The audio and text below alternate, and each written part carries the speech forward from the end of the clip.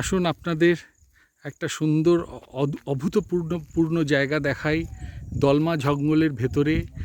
And এই জায়গাটা একদম ভ্যালির মতো, চারিদিকে পাহাড়, দলমা পাহাড়ে ঘেরা এই জায়গাটা। আর এই জায়গাটা পুরোপুরি হাতির এলাকা বলে।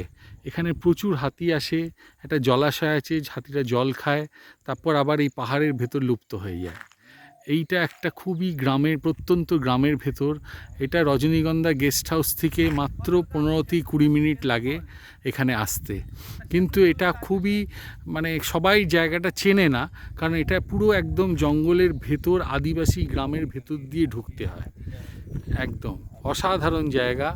আপনারা আসুন রজনীগন্ধা গেস্ট হাউসে। আপনাদের নিশ্চয়ই আমরা এই জায়গাটায় একবার ঘোরাতে নিয়ে আসবো। এটা মনে হচ্ছে যেন কোনো ভ্যালির মধ্যে আছি, হিমালয়ান ভ্যালি, ফুটহিলসের মধ্যে। কিন্তু আদৌ হিমালয়ান ফুটহিলস না, এটা দলমার একটা পার্ট অফ দলমা রেঞ্জের ভেতর।